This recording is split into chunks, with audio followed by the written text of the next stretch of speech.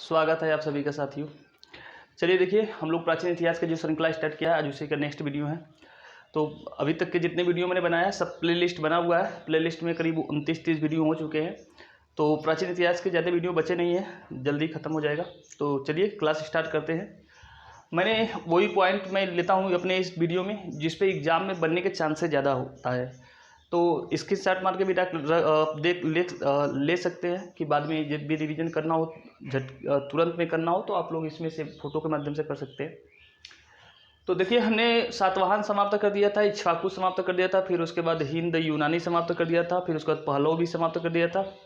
उन सबको समाप्त करने के बाद एक वंश बचा था कुषाण वंश। कुषाण वंश के बाद अब इसके बाद नेक्स्ट वीडियो जो बनेगा वो गुप्त शासन पर बनेगा, लेकिन अभी कुषाण में एक और वीडियो बनेगा जो कुषाण वंश के समय में यहाँ की जो सामाजिक स्थिति, प्रशासनिक स्थिति, राजनीतिक स्थिति जो थी उस पर हम लोग वीडियो बनाएंगे और उस पर देख लीजिएगा। चलिए देखिए, कुषाण वंश जो था ये बहुत महान वंश था। कुषाण मध्य एशिया की 5 कुलों वाली एक जाति थी। मतलब ये मध्य एशिया में, ये जो कुषाण थे ये मध्य एशिया में रहने वाले लोग थे। ये मध्य एशिया कौन सा होता है? जैसे जब ये अफगानिस्तान के ऊपर या दक्षिण, ये जो पाकिस्तान है, पाकिस्तान के ऊपर जो पड़ता है कजाकिस्तान, उज्बेकिस्तान, तुर्कमेनिस्तान, ताजिकिस्तान जो होता है, इन सब देशों को कहा जाता है मध्य एशिया। तो मध्य एशिया पे कुछ जनजातियाँ रहा करती थी, कुछ एरिया में रहा करते थे पहली शताब्दी के आसपास के समय में। तो उन्हीं में से वहाँ पर 5 कुल कुषाणों की रहा करती थी। मतलब जनजातियों को, एक जनजातियों को 5 कुल रहा करते थे। उन्हीं कुलों में से एक कुल जो था वो क्या था? कुषाण था। तो उन 5 जातियों में से एक कुल था कुषाण। इन कुषाणों ने भारत पर आक्रमण किया और भारत पर आक्रमण करने के बाद भारत में अपना शासन स्थापित किया। उन्हीं में से जो सबसे पहले जो आक्रमण किया था उस व्यक्ति का नाम था कुजुल कडफिसस। क्या नाम था? कुजुल कडफिसस। अगर आपसे कोई पूछ ले कि बताइए कि कुषाण वंश का भारत में संस्थापक कौन था, तो उस व्यक्ति का नाम था कुजुल कडफिसस नाम था। क्या नाम था? कुजुल कडफिसस। इसने भारत में 15 से 64 एडी के बीच में आक्रमण किया था। ईस्वी की बात है ये, 15 से 64 एडी ईस्वी में बात है, इसने भारत में आक्रमण किया था। इसने तांबे के सिक्के चलवाए। तो अगर एग्जाम में पूछा जाए कि इसने किसके सिक्के चलवाए थे? तांबे के सिक्के। तो तांबे के सिक्के चलवाया था कुजुल कडफिसस ने। और इसने कौन सी उपाधि धारण की थी? महाराजा की। इसने अपने आप को कहा मैं महान राजा हूँ, महाराजा की इसने क्या किया था? उपाधि धारण की थी। और इसके जो सिक्के थे, सिक्के पर 2 भाषाओं का उल्लेख है। एक तो यूनानी भाषा का एक तरफ उल्लेख है और एक तरफ जो है खरोष्टी भाषा का उल्लेख है। तो एक तरफ यूनानी भाषा यूज करते थे और एक तरफ खरोष्टी भाषा यूज करते थे। तो कुजुल कडफिसस के बारे में ये बातें पॉइंट याद रखना है आपको कि भारत में संस्थापक इसको कहा जाता है। फिर उसके बाद इसका जो उत्तराधिकारी था उसका नाम था वीम कडफिसस। क्या नाम था? वीम कडफिसस। वीम कडफिसस जो था इसने तक्षशिला और पंजाब पर अपना अधिकार स्थापित किया था। अच्छा, ये जो मध्य एशिया के लोग थे तो भारत में, जैसे अगर इंडिया का नॉर्थ का हिस्सा देखेंगे इसे, तो इधर पड़ता है पाकिस्तान। तो ये जो मध्य एशिया वाला इधर पड़ता है, तो इधर से जब भारत पर आक्रमण किया तो इधर के क्षेत्रों पर अपना शासन स्थापित किए थे ये लोग। फिर इसी का जो वीम कडफिसस आया था तो इसने क्या किया कि इसने कहाँ तक अपना शासन स्थापित कर लिया? तक्षशिला, ये जो गांधार की राजधानी थी तक्षशिला, और इधर पंजाब का जो एरिया है इधर तक अपना साम्राज्य इसने स्थापित किया वीम कडफिसस ने। ये शक्तिशाली शासक था, इसलिए इसे वास्तविक संस्थापक कहा जाता है। इसे कुषाण वंश का वास्तविक संस्थापक, अगर आपसे एग्जाम पूछ लिया जाए कि कुषाण वंश का वास्तविक संस्थापक कौन था तो आप बताएंगे वीम कडफिसस थे। वीम कडफिसस। तो कुजुल कडफिसस तो संस्थापक थे, उतने बड़े साम्राज्य स्थापित नहीं किए, लेकिन जो बड़ा साम्राज्य स्थापित किया उस व्यक्ति का नाम था वीम कडफिसस नाम था। ये वास्तविक संस्थापक था। इसे चेन काओ चेन कहा जाता है। जो चीनी लेखक है उसने अपनी पुस्तक में इसका नाम क्या बताया है? चेन काओ चेन। एग्जाम में आपसे यही पूछेगा कि चेन काओ चेन के नाम से कौन प्रसिद्ध था, तो उसका नाम था वीम कडफिसस नाम था। वीम कडफिसस चेन काओ चेन के नाम से प्रसिद्ध था। चेन काओ चेन के नाम से भी जाना जाता है। इसके सिक्कों पर हिंदू देवी देवता के चित्र बने हैं। एक्चुअली ये जो जनजातियां थे, ये जब भारत में आक्रमण किए तो इन्होंने हिंदू देवी देवताओं के चित्र क्यों बनाए? क्योंकि जब भारतीय शासन पे जब इन्होंने आक्रमण किया तो देखा कि यहाँ के अधिकतर जो जनसंख्या है वो शिव की पूजा करते हैं, त्रिशूल की पूजा करते हैं, नंदी गाय की पूजा करते हैं। तो इसने सोचा कि ये जनजाति थे तो ये लोग कोई अपना धर्म था नहीं, तो इन्होंने सोचा कि यार अगर कौन सा धर्म अपनाए या कौन से चीज़ को हम लोग माने कि यहाँ की जनता भी हमारा समर्थन करे। तो इसने भी क्या किया? हिंदू देवी देवताओं को मान लिया और इसने अपने सिक्कों पर हिंदू देवी देवता के चित्र बनाए। हिंदू देवी देवता में किसका? शिव का चित्र बनाए, एक तलवार का बनाया, शिव का जो तलवार त्रिशूल है, त्रिशूल का चित्र बनाया, और नंदी गाय का चित्र बनवाया। इन सब चीज़ों का इसने चित्र बनवाया था। किसने? विम कटफिशस ने। इसने तांबे के साथ साथ सोने के भी सिक्के चलवाए थे। तो जो कुजुल कटफिशस था उसने तांबे के सिक्के चलवाए थे, लेकिन इसने तांबे के साथ साथ सोने के सिक्के भी चलवाए थे। इसने माहेश्वर की उपाधि धारण की थी। माहेश्वर मतलब अपने आप को कहने लगा, क्योंकि महेश जानते किसे कहते हैं ना, महेश मतलब शिव को कहा जाता है। तो इसने कहा कि देखिए भाई, मैं ईश्वर का क्या हूँ, महेश यानी भोले बाबा का नया अवतार हूँ। तो इसने महेश्वर की उपाधि ली। बड़ी अजीब विनम्र है ना कि हमारे भारत में भगवान जन्म लेते थे, और आज भी वही है। देखिए आज नाग पंचमी है तो हर जगह हर मोबाइल पे स्टेटस लगा है भोलेनाथ का। ये भी एक मानसिकता कम का ये भी एक प्रमाण है। चलिए देखिए आगे है कनिष्क। फिर इसके बाद जो इस कुषाण वंश में जो सबसे नामी शासक आया उस व्यक्ति का नाम था कनिष्क का नाम था कनिष्क। इसके बारे में पढ़ना भी जरूरी है और इसी के बारे में ज़्यादा जानना भी जरूरी है। ये इसने क्या किया कि इसने 78 एडी में, यानी जब ये शासक बना तो 78 एडी में इसने एक संवत चलाया था, कैलेंडर जारी किया था। कैलेंडर, उस कैलेंडर का नाम क्या था? शक संवत। ये भारत का राष्ट्रीय कैलेंडर भी है। एग्जाम में पूछा था पीसीएस में 2020 में कि भारत का जो राष्ट्रीय कैलेंडर है शक संवत, इसको कब भारत सरकार ने अपनाया था, कब इसको घोषित किया कि ये हमारा राष्ट्रीय कैलेंडर है? तो ये घोषित किया गया था 1957 में। ये भी याद रखना है। भारत का राष्ट्रीय पंचांग भी शक संवत है। भारत का राष्ट्रीय संवत शक संवत है। और इस शक संवत को किसने शुरू किया था? तो कनिष्क ने शुरू किया था। इसकी राजधानी पुरुषपुर को, ये पाकिस्तान में है, जिसे वर्तमान में पेशावर कहा जाता है, जिसे पेशावर वर्तमान पाकिस्तान, उस वक्त उसे पुरुषपुर कहा जाता था। तो कनिष्क की राजधानी पुरुषपुर थी। और उत्तर प्रदेश की एक मथुरा भी इसकी राजधानी थी। तो इसने 2 राजधानियां बनाई थी, एक पुरुषपुर तथा दूसरी इसने कहाँ राजधानी बनाई थी? मथुरा में राजधानी बनाई थी। और मैंने बताया था कि बौद्ध धर्म को प्रचार प्रसार और बौद्ध धर्म को बढ़ाने के लिए 4 संगीतियाँ की गई थी। उन्हीं में से जो चौथी बौद्ध संगीति हुई थी वो कुंडल वन, जम्मू कश्मीर के कुंडल वन में हुआ था। किसके समय में हुआ था? कनिष्क के समय में हुआ था। चौथी बौद्ध संगीति का आयोजन हुआ था। चौथी बौद्ध संगीति कनिष्क के समय में हुआ था, जिसकी अध्यक्षता किया था वसुमित्र ने, लेकिन उपाध्यक्षता किसने किया था? अश्वघोष ने। अश्वघोष ने क्या किया था? उसकी उपाध्यक्षता की थी, लेकिन वसुमित्र उसका अध्यक्ष था। जो कुंडल वन में चतुर्थ बौद्ध संगीति हुई थी, उसके एग्जाम में कई बार पूछा है कि चतुर्थ बौद्ध। और इसी बौद्ध संगीति में जो बौद्ध धर्म था वो हीनयान और महायान में क्या हो गया? टूट गया।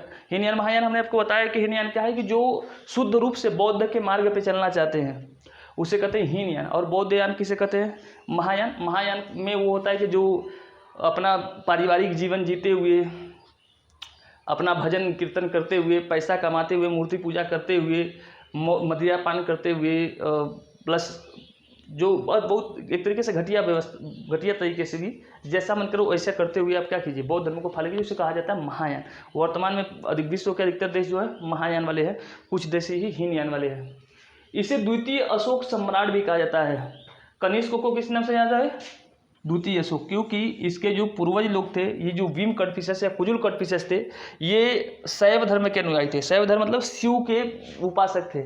लेकिन कनिष्क जब आया, इसने देखा कि समाज में ये हिंदू धर्म जो है कई जातियों में बटा हुआ है, ब्राह्मण, क्षत्रिय, वैश्य, शूद्र। इसने कहा कि भाई तब तो ये बहुत घटिया व्यवस्था। फिर इसने पता लगा कि बौद्ध धर्म एक ऐसा धर्म है कि जिसमें जाति व्यवस्था नहीं है, लोग किसी को छोटा किसी को बड़ा नहीं समझते हैं। तो इसने भी अशोक की तरह कौन सा धर्म अपना लिया? अपना शैव धर्म छोड़ के इसने भी क्या किया? बौद्ध धर्म अपना लिया। तो बौद्ध धर्म अपनाने के बाद इसने भी बौद्ध धर्म का प्रचार प्रसार करवाया, तो चौथी बौद्ध संगीति भी करवाया था। तो इसलिए इसे द्वितीय अशोक कहा जाता है, ठीक अशोक की तरह। जिस प्रकार से अशोक ने बौद्ध धर्म के प्रचार प्रसार करने का ठेका उठा लिया था, ठीक उसी प्रकार से इसने भी क्या किया था कि बौद्ध धर्म का प्रचार प्रसार करने के लिए शुरुआत किया था। इसे द्वितीय अशोक भी कहा जाता है। कई बार एग्जाम में पूछा तो नहीं गया है, लेकिन पूछने के चांस है कि द्वितीय अशोक किसे कहा जाता है? तो कनिष्क को कहा जाता है। इसके समय में गांधार और मथुरा कला का विकास हुआ था। गांधार और मथुरा कला क्या है? ये मूर्ति बनाने की कला होती है, मूर्ति बनाने की। जैसे भारत में 3 मूर्ति कला बनाने की शैली है, एक तो गांधार है, और एक मथुरा है, और एक अमरावती मूर्ति कला शैली है। 3 ये मूर्ति कला शैलियाँ हैं। उनमें से जो गांधार और मथुरा मूर्ति कला शैली है, इसका विकास जो हुआ था वो कनिष्क के समय में ही हुआ था। एग्जाम में पूछा गया है कई बार ये कि जो गांधार और मथुरा कला शैली का विकास किस शासक के काल में हुआ था? तो याद रहे कि कुषाण वंश अगर दिया तो कुषाण वंश में, नहीं तो फिर कनिष्क के समय में हुआ था गांधार और मथुरा कला। जिसमें कहीं पर अगर आप लोगों ने बुद्ध का अगर मूर्ति ऐसा देखा हो, बुद्ध एकदम खड़े हों और पैर के नीचे तक पूरा उनका कपड़ा पहना हो और बाल घुंघराले हो, घुंघराले बाल, और सर पे जूरा बना हो और पीछे कोई आभा मंडल बना हो कि पीछे से लगेगा कि सूर्य निकल रहा है, ऐसे मतलब दिखाते हुए कि ईश्वर की तरह देखने में लगे। ये जो है ये गांधार कला शैली है। इसका जो विकास हुआ है वो कनिष्क के समय में ही हुआ था। इसके दरबार में कुछ विद्वान रहा करते थे, जिनमें एक थे पारस्व, एक थे वसुमित्र, जो चतुर्थ बौद्ध संगीति के क्या थे, अध्यक्ष थे। फिर अश्वघोष, ये उपाध्यक्ष थे। अश्वघोष को जब कनिष्क ने एक बार मगध साम्राज्य पर अपना यानी बिहार में अपना आक्रमण किया था, तो वहाँ पर इसको उठा के लेके चला गया था। विद्वान था उस वक्त बौद्ध धर्म का, ये बौद्ध धर्म को मानने वालों विद्वान था अश्वघोष। इसको उठा के लेके गया था अशोक, यही बिहार से ले गया था। फिर नागार्जुन, ये महान उस वक्त का विद्वान था। नागार्जुन को माना जाता है कि नागार्जुन जो था वो लोहे या अन्य मेटल से सोने बनाने की कला जानता था। इसके द्वारा लिखी गई लिपि पढ़ा जाने की कोशिश किया जा रहा है कि कैसे ये लोहे सबसे सोना बनाता था। बहुत बड़ा रसायन शास्त्री था नागार्जुन। अभी कोशिश की जा रही है कि इनकी बातें अगर समझ में आ जाए तो किसी प्रकार से किसी जो अन्य मेटल्स के जो परमाणु है उसे किस प्रकार से हम लोग गोल्ड वाले मेटल्स के परमाणु में ढाल सकते हैं, इनके सिद्धांतों से पता चल सकता है। नागार्जुन बहुत बड़ा विद्वान था। इसने बौद्ध धर्म में एक जो शून्यवाद का सिद्धांत है इसी ने दिया था। तो कई बार पूछा भी शून्यवाद का सिद्धांत किसने दिया था, तो नागार्जुन ने दिया था। फिर उसके बाद तथा चरक, और चरक जानते हैं कि चरक कौन थे, जिसे आयुर्वेदाचार्य कहा जाता है। आयुर्वेदाचार्य, तो आयुर्वेदाचार्य थे ये, जो किसके समय में रहते थे, कनिष्क के समय में। उनका ये वैद्य भी था, उनका जो राज्य वैद्य भी था कि किसी को बीमारी पकड़ेगा तो उसका इलाज कौन करेगा, चरक की एक पुस्तक का नाम है चरक संहिता। चरक संहिता जो पुस्तक है वो लिखा है इसने, चरक नहीं लिखा है। फिर उसके बाद विविध में कुछ अन्य बातें जो इस वंश से हमें याद रखना है, जिसके बारे में क्वेश्चन बनते हैं, कई बार बने हैं, अभी आगे भी बनते ही रहेंगे इनके बारे में। कुषाणों ने सर्वाधिक शुद्ध स्वर्ण सिक्के जारी किए थे। सबसे पहले क्वेश्चन तो यही बनता है कि निम्नलिखित में से किस वंश ने भारत में सर्वाधिक शुद्ध स्वर्ण सिक्के जारी किए थे। ऑप्शन देगा आपको गुप्त वंश, सातवाहन वंश, कुषाण वंश, शक शासक या शक वंश। तो याद रहे कि सबसे अधिक जो शुद्ध स्वर्ण के सिक्के जारी किए थे वो कुषाण थे। कितने ग्रेन का, एग्जाम में तो एक बार ये भी पूछ लिया है कि कितने ग्रेन का जारी किए थे, 124 ग्रेन के। 124 ग्रेन वाला शुद्ध सोने का सिक्का जारी करने वाला जो भारत में कौन थे, तो ये कुषाण शासक थे। इन्होंने सिर्फ सोने के सिक्के नहीं, इन्होंने भारत में सर्वाधिक ताम्र यानी तांबे के सिक्के भी जारी किए थे। तांबे के सिक्के भी इन्होंने जारी किया था। फिर इसके बाद जो कुषाण था, कुषाण के बाद जो उत्तराधिकारी आए बहुत कमजोर होते गए। वो अधिकतर बाबा भोलेनाथ इस सब में ज़्यादा विश्वास रखने लगे, रूढ़िवादिता में ज़्यादा विश्वास रखने लगे, तो हार गए। फिर उसके बाद उनका साम्राज्य धीरे धीरे समाप्त हो गया। भारतीयों के महान सिल्क मार्ग का शुरुआत इसने किया था। जानते हैं कि एक चाइना जो उस वक्त था, जब कनिष्क भारत में शासन कर रहा था, ये उत्तर पूर्व में, उत्तर पश्चिम वाले भारत में, तो उस वक्त चाइना का जो शासक था वो पूरी दुनिया में रेशम का व्यापार करता था। रेशम का व्यापार करने के लिए चाइना एक मार्ग बना रहा था जिसे कहा जाता था सिल्क मार्ग।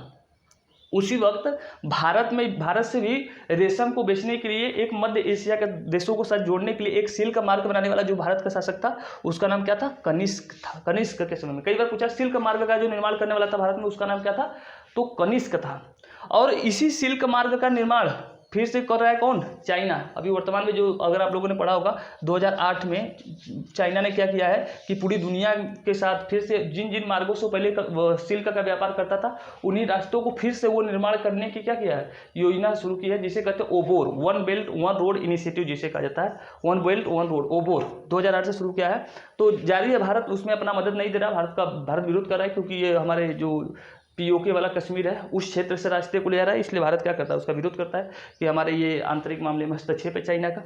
तो याद रखिएगा कि सिल्क मार्ग भारत में जो शुरुआत करने वाला व्यक्ति था उस व्यक्ति का नाम था कनिष्क ही था। फिर कनिष्क के सिक्कों पर बुद्ध का चित्र मिलता है, क्योंकि कनिष्क को मैंने बताया कि कनिष्क जो था अपने दादा परदादाओं को चीज़ों को छोड़ दिया और इसने कौन सा धर्म अपना लिया, बौद्ध धर्म अपना लिया था, और ये बौद्ध धर्म का बहुत बड़ा अनुयायी भी बना था। कनिष्क ने कश्मीर जीतकर वहाँ कनिष्कपुर नामक शहर स्थापित किया था। तो जानते होंगे कि क्वेश्चन पूछा गया है कि कनिष्कपुर जो शहर है ये किस राज्य में स्थित है, ये कुछ क्वेश्चन पूछता है, जिसने जहाँ ये क्वेश्चन ऐसे बनेगा कि कनिष्क ने कहाँ पर कनिष्कपुर नामक नगर बसाया था, ऐसा क्वेश्चन बनेगा। 4 ऑप्शन देगा, हरियाणा में, पंजाब में, उत्तर प्रदेश में, जम्मू कश्मीर में। तो याद रहे कि कनिष्कपुर कहाँ पर स्थापित किया गया था, कश्मीर में। तो ये क्वेश्चन एक वीडियो और बचेगा, फिर उसके बाद ये खत्म हो जाएगा कुषाण वंश। तो ऐसे ज़्यादा इंपॉर्टेंट तो क्वेश्चन आज यही वाला था, इसी में से क्वेश्चन सबसे अधिक बनने के चांस है। तो चलिए, जो लोग हमसे जुड़े रहे उन सभी को बहुत बहुत धन्यवाद। सभी को बाय।